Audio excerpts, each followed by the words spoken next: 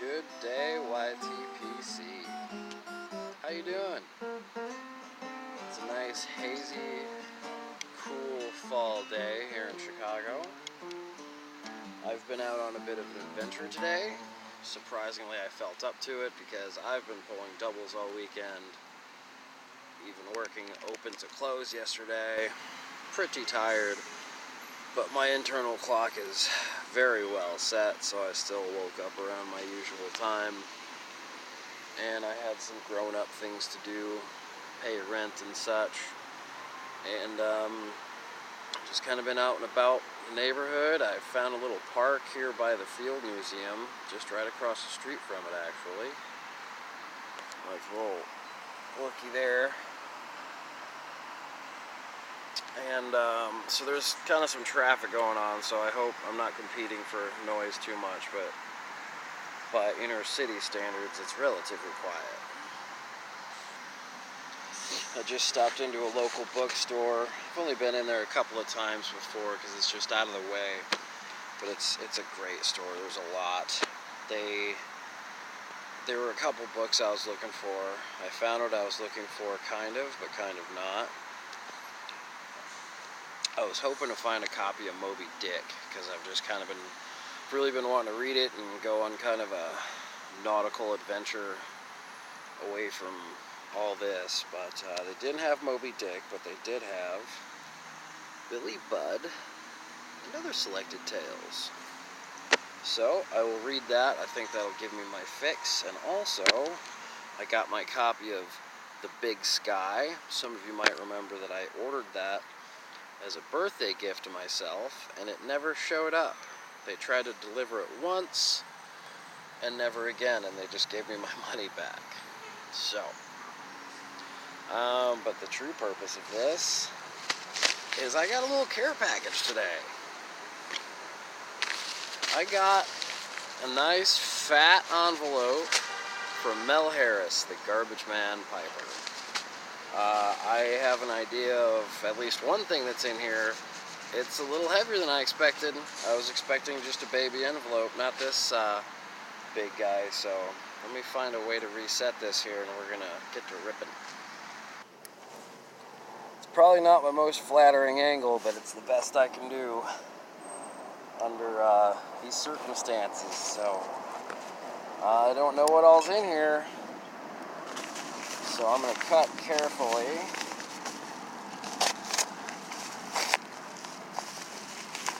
Mel had a kick-ass giveaway not too long ago, and I was the first one to tune in, and as a consolation prize he said he'd send me some Penzance.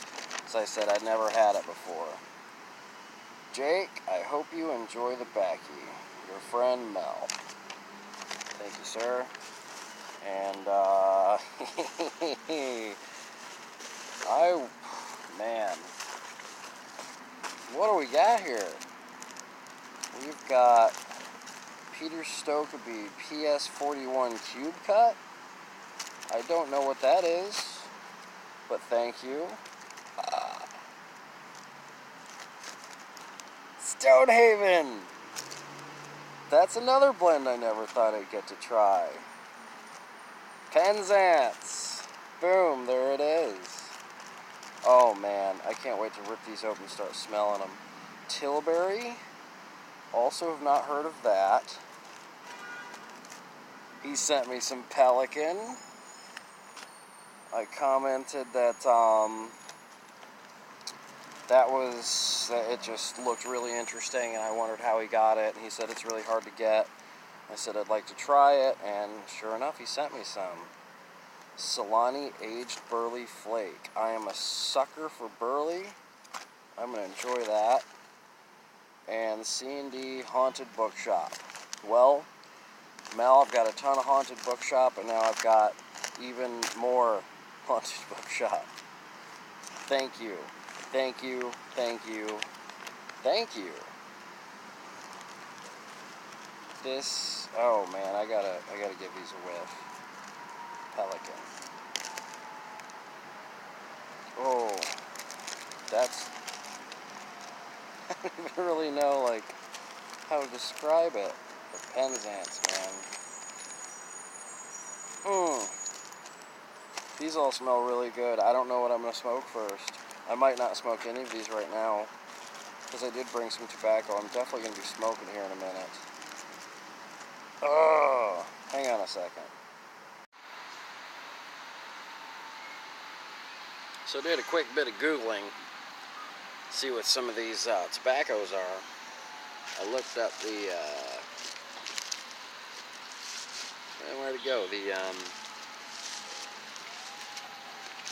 Peter Stokeby's. It's a blend of Tennessee Burley and Virginia's. I think I'm gonna like that. But I'm not smoking any of these right now. But in honor of Mel, I am currently burning a bowl of Voodoo Queen. He talked about that recently, and John Laughlin did a review lately as well. And it sounded interesting. I like it because it's still Englishy, you know. It's still familiar enough, but there's just enough of different flavor to keep it interesting, you know. Kind of mix it up a little bit.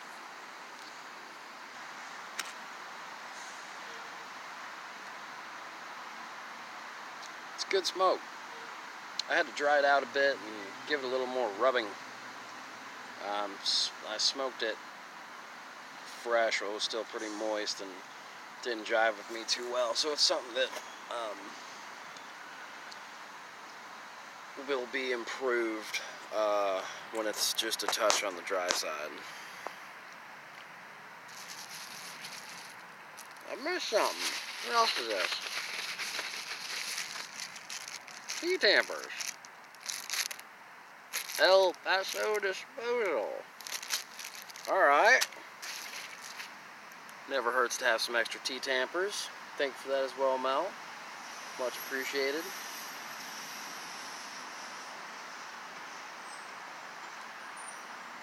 I've had 2 recent encounters with fellow pipers. Surprisingly. Just the other night, as I was leaving work, headed to the train, I saw a couple of cops, and I was smoking a cob, and I don't really care. I'll walk around smoking a cob. I don't give a shit. And so I see these 2 cops. I'm like, oh man, are they gonna give me a hard time? Because you just don't see guys smoking pipes often anymore. And one of them turns and says, oh, my man's smoking a pipe. What you got there? I hold up a little cob. He says, oh, I like my Dunhill root briars better. I'm like, yeah, well, you know, I leave my briars at home. I think he's just kind of being a snob. And he says, oh, what you got in there? And I got some 965 match. He says, oh, okay, yeah, I like some of the Dunhill blends. We got to talking for a good 5-10 minutes. That really surprised me. And his partner with him was just kind of looking at us like, as we just nerded out over pipes and tobacco. So that was actually really cool. His name was Jeremy. He didn't even introduce himself by officer or anything like that, just by his first name. That was really cool. I hope to see him around the area again.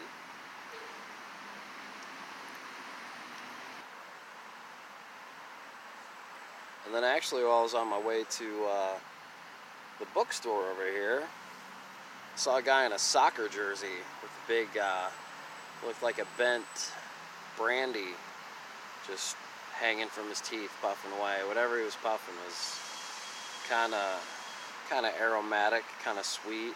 I didn't say anything, just kind of smiled and nodded at him. He seemed kind of caught up in his own business. That's fine.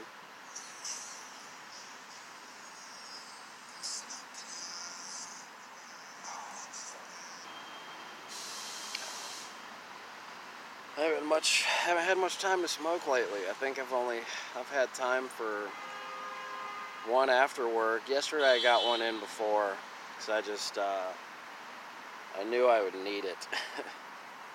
Just to kind of get myself in a chill mood to get ready for it, you know. open and close yesterday, and I had other 12, 13-hour days over the weekend. People are out of town. People are just calling out for who knows what. You know, not knowing if they're ever going to come back. Probably not. Taking one of them off schedule. But just real short-handed. Spread real thin. It's been rough. So I'm just kind of doing me today. I'm off tomorrow as well.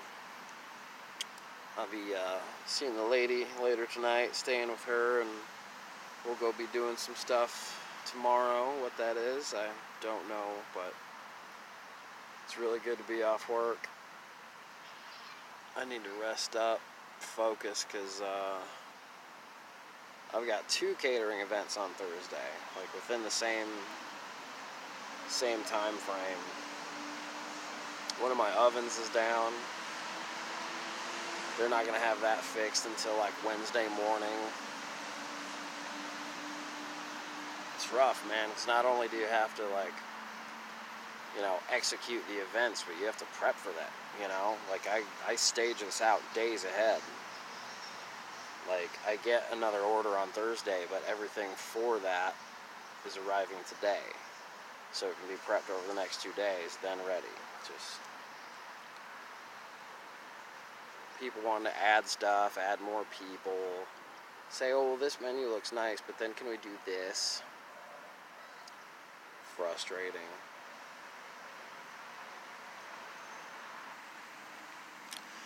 It's rough doing this stuff on my own, man. I thought it was difficult when I still had another chef to work with. It's all me now.